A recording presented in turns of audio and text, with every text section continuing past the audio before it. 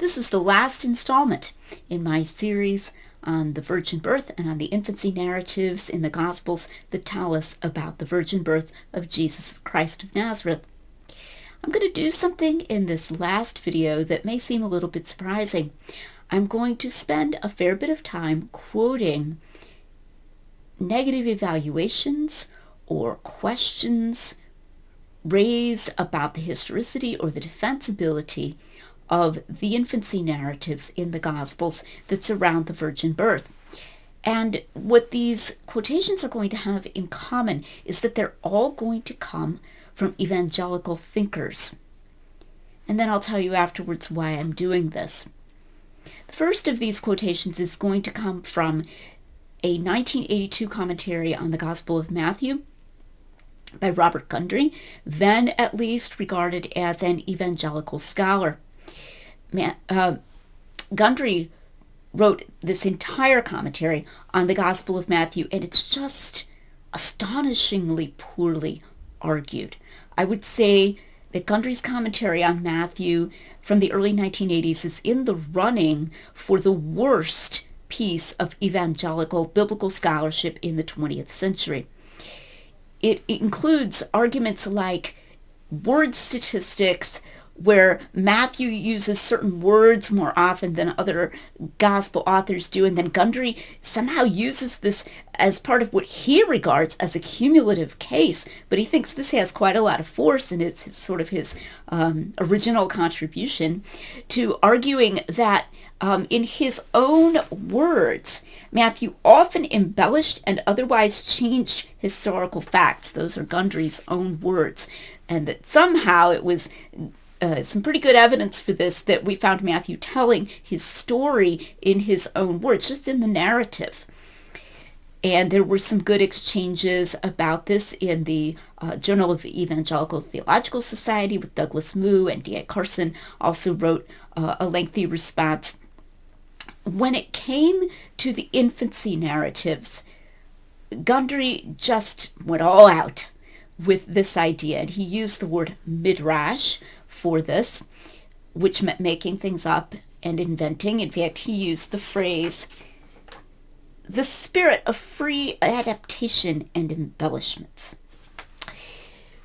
In the infancy narratives, these are some things that he said, and he spent several pages, so obviously I'm not going to read several pages, but he really went to town on this, that Matthew was making up a large part of his infancy narrative. In fact, he thought Matthew had Luke's infancy narrative at least, and then that he was being sort of inspired by it to do these completely different things. For example, Matthew now turns the visit of the local Jewish shepherds into the adoration by Gentile magi from foreign parts. So Matthew read about the visit of the shepherds in the infancy narrative that we have in the Gospel of Luke, and he decided to make up a visit by Gentile magi. Another one. To carry on the motif of flight from persecution, Matthew changes the going up to Jerusalem by the Holy Family into a flight to Egypt. Here's another one. Matthew pursues Mosaic typology further with an episode corresponding to Pharaoh's slaughtering the male babies of the Israelites at the time of Moses' birth. So this was something that Jonathan Pierce, the atheist, did recently. He claimed that Matthew was doing a midrash on the slaughter of the baby Israelite boys by Pharaoh and made up the slaughter of the innocent. But Gundry has another one. To do so, this is my favorite, he changes the sacrificial slaying of a pair of turtle doves or two young pigeons, which took place at the presentation of the baby Jesus in the temple, into Herod's slaughtering the babies in Bethlehem. So the sacrifice of the pigeons in Luke was also an inspiration, allegedly, for Matthew to completely invent the slaughter of the innocent. Now, not only does Gundry use the phrase a spirit of free adaptation and embellishment, but in the subsequent exchange with Douglas Moo, he said outright that this was, quote, his sole point of comparison between Matthew and Midrash. In other words, he even went so far to say, quote, it does not matter whether midrash and literary genre are the right terms to use for the phenomenon of free adaptation and development. What he's admitting here is that he had no objective way of identifying Matthew as belonging to this special genre of midrash. Instead, it's because he thought Matthew made all kinds of stuff up, and he just decided to slap the label of midrash on that. And yet when people hear, oh, well, this evangelical scholar had this great big thick book in which he argued that Matthew was in this other genre of midrash, it adds a false air of objectivity to what was going on there, as if he had some kind of independent clues that Matthew was in this special genre, and in particular the infancy narratives, but he does it throughout the gospel. Now, in N.T. Wright's book, Who Was Jesus?, he has this to say about this faulty use of the term midrash. Midrash never included the invention of stories, which were clearly seen as non-literal in intent, and merely designed to evoke awe and wonder. It was no part of Jewish midrash or any other Jewish writing genre in the first century to invent all kinds of new episodes about recent history in order to advance the claim that the scriptures had been fulfilled. Fascinating, huh? This is a complete abuse of the concept of midrash. There are passages in the New Testament that could be considered midrash. They're exegetical. They have to do with typological interpretation. For example, in Galatians, when the Apostle Paul says that Hagar and Sarah can be interpreted typologically as referring to law and grace and so forth. But of course that in no way means that he's saying that it didn't happen. He's saying these were historical, but then he's giving this extra meaning, and that's very midrashic. But that's not at all like what Gundry is claiming. Wright was responding there to the very liberal Bishop Spong's use of midrash, but it was exactly like Gundry's. So there we have it. Statement by an evangelical as part of a very poor argument for widespread invention and changing historical facts by Matthew. Here's another one.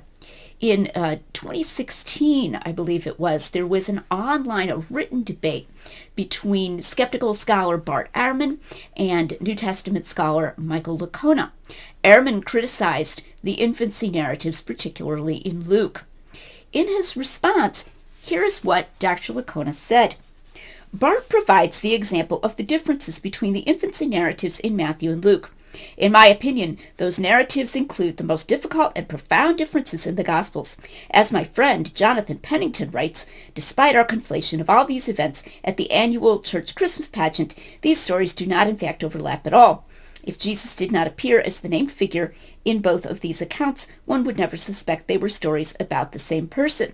Now there's that argument that I talked about in an earlier video. You'd never suspect it was the same person. However, in fairness to Dr. Licona's friend, Jonathan Pennington, I want to note here that I have looked up the passage in Pennington in that book, and he is merely setting this up to then answer it. And he answers it in a quite a traditional way, and says it's, subject to reasonable harmonization. So that's not the impression you'd get from this quotation here from Dr. Pennington, and Dr. Licona appears to think it's one of the most difficult and profound examples of differences in the Gospels. Licona continues, here I must acknowledge that I don't know what's going on and have no detailed explanations for these differences. I think one can provide some plausible solutions, but I admit they are speculative. However, even though, as I say, I don't know what's going on here to cause these differences, let's just speculate for a moment and consider the following scenario. Matthew and Luke both agree that a Jewish virgin named Mary, who was engaged to a Jewish man named Joseph, gave birth to Jesus in Bethlehem. The early Christians all knew this much. However, little else was remembered about this event. So Matthew and Luke added details to their account to create a more interesting narrative of Jesus' birth, a type of midrash. I'm not saying this is what Matthew and Luke did. I don't know what's going on with the infancy narratives. However, if this occurred, we would have to take the matter of genre, midrash, into consideration and recognize that the historicity of the details outside of the story's core would be questionable, while the core itself could stand. After all, with such differences between the accounts in Matthew and Luke, one could reasonably argue that the core is attested by multiple independent sources. This is all wrong.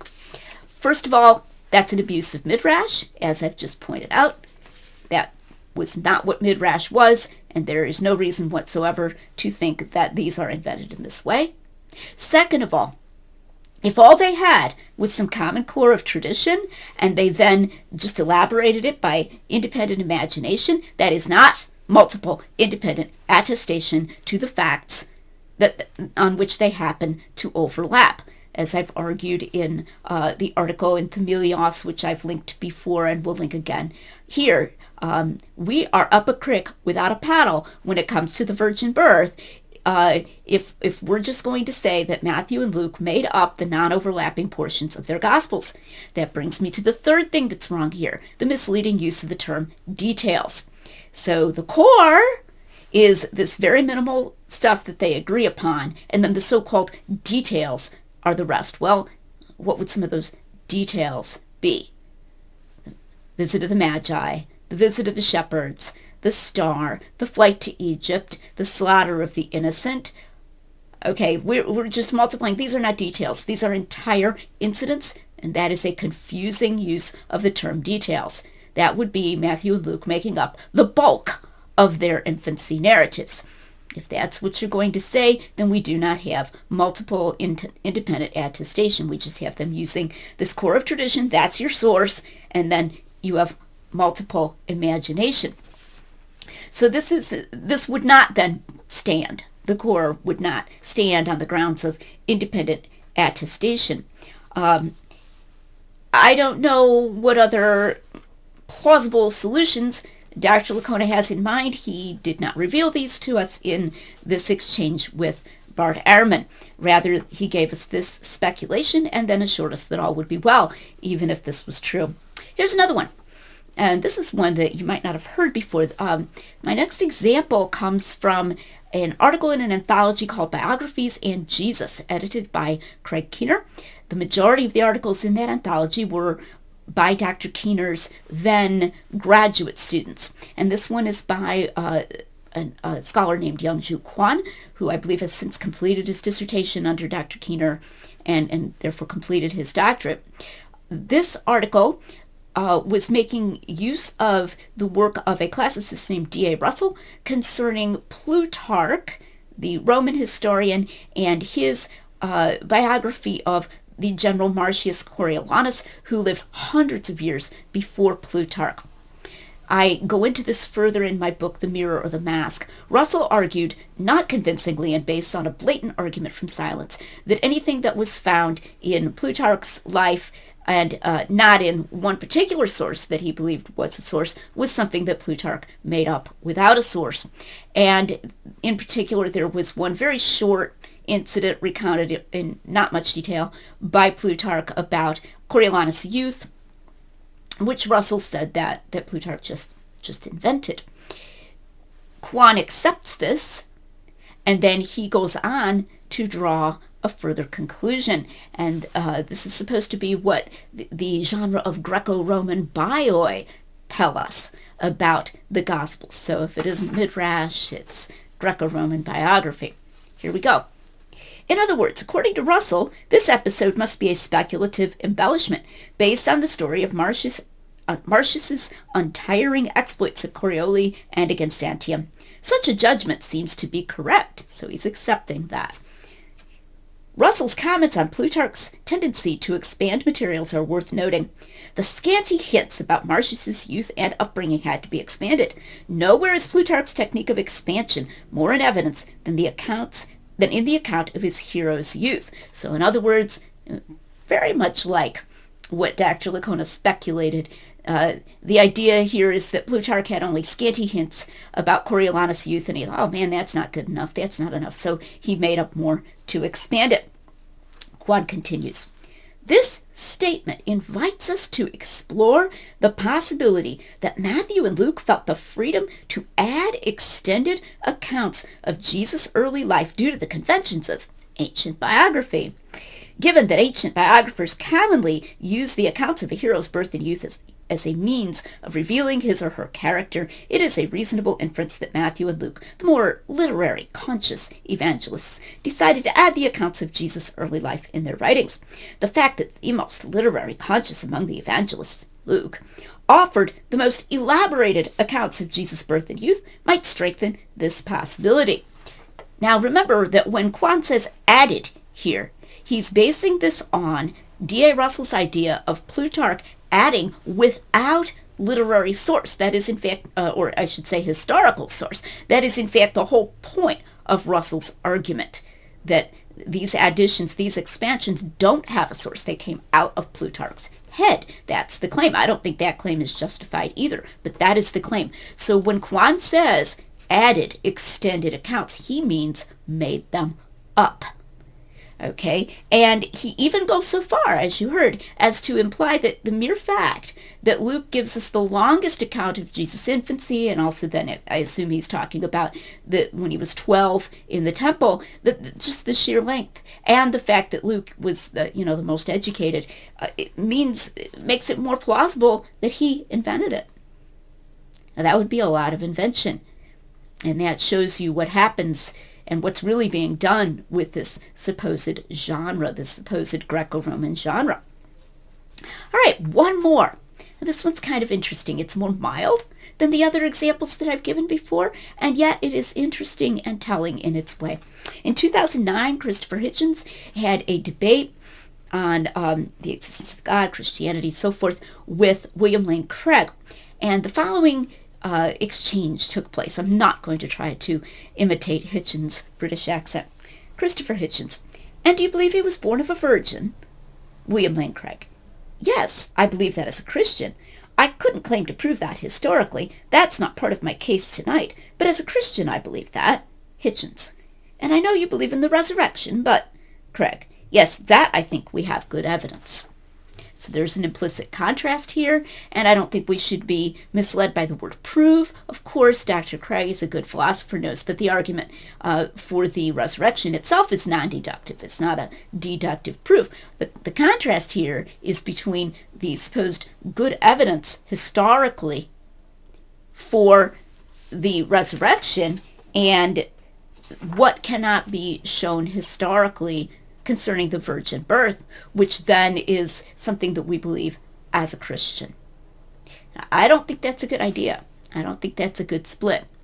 Why am I doing this? Why am I giving these quotes? Well, there are those out there who will be happy to tell you it's because Lydia is mean. Lydia has bad tone, and she just wants to pick on these other evangelical scholars just because she's mean. Well, no, I'm going to say that's not the reason. I have a couple of reasons. One is that if you hear these, I don't want you to be taken by surprise. Skeptics will bring this up. They definitely will bring up these kinds of concessions. And so I don't want it to be like, oh my goodness, I thought it was us versus the skeptics. Well, it's not that simple, unfortunately. Another reason is there's an idea out there that's false, and I want to bring it out and say that it's false very explicitly. That idea is that there's only one kind of bias we need to worry about when it comes to evaluating the Gospels, or the New Testament, or the Bible, historicity, and that is an anti-supernatural bias. So if somebody's a skeptic, he's an unbeliever, or even an agnostic, well, he doesn't believe in miracles. That explains why he thinks these things aren't historical. So goes the argument. But then, what happens when you have a Christian who either says something isn't historical, like Gundry did, or who says he can't show it historically, he just has to believe it as a Christian, or who says, I don't know what's going on, these are the most difficult and profound differences, and, what if the non-overlapping stuff were made up? Well, fortunately, the overlapping stuff could still stand and goes that direction. When somebody says things like this, it's assumed that if that person is a Christian and affirms the resurrection of Jesus, a major miracle, well, he can't have a bias against the supernatural. So what's the only alternative that gets considered? Forcing evidence, right? Well, they wouldn't say that if they didn't have compelling evidence. There must be some big problem with the infancy narratives because these evangelicals are saying this. I want to bring that out and refute it and say it's wrong explicitly. In that debate that was written between Bart Ehrman and Michael Licona, Ehrman's objections to the infancy narrative, he focused on Luke, were all ones that I've discussed in this series. The census, claims of discrepancy, like one of Ehrman's favorites is that in Matthew, they don't make the journey for the census. They're already there. Well, Matthew doesn't say that. Okay, so that's one of his favorite discrepancies, alleged discrepancies.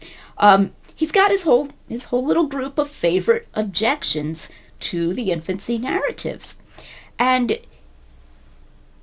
Dr. Licona, if he agrees with any of the solutions I've given, he certainly doesn't indicate as much. He doesn't give any indication to that effect. Instead, he says what I just read. So Bart isn't bringing up anything that we haven't already covered. Okay? Now, that doesn't mean that there aren't other frivolous objections to the infancy narratives out there. The skeptic that I debated a few weeks ago makes an objection out of the fact that Herod doesn't send assassins with the wise men. If Matthew's account were true, Herod would have sent assassins to Bethlehem right away with the wise men to find the baby. Now, that's supposed to be an objection, this kind of a priori alternative history. I'm just going to leave that one to you to realize that that's a really frivolous, poor objection. I'm not going to address all the frivolous objections, but I have definitely hit the main ones, the popular ones, and have responded to them. And I want you to know, there is not something new that Youngju Kwan or Robert Gundry or Michael Licona or even William Lane Craig knows about the infancy narratives that is some big problem that's lurking out here, that's going to jump on you, that's going to undermine the infancy narratives. It's openly admitted Luke and Matthew could not have been eyewitnesses to those events, or even there at the time that those events occurred. They were getting them from other people. But we have, I believe, good evidence that they got them from people who were in the know. So if you have acquiesced already in some of these statements like, oh, I just don't know about the infancy narratives, I'm not sure there's any good evidence for the virgin birth, maybe we just have to believe it as a Christian, or maybe they're midrash, something like that, I'd really like to invite you to reconsider, and to reconsider from an evidential point of view, and to use this series as jumping off point for doing that. And if you're wondering whether you can affirm the virgin birth, not just as a Christian, but from an evidential, historical perspective, I'm here to assure you that you can. Thanks for watching.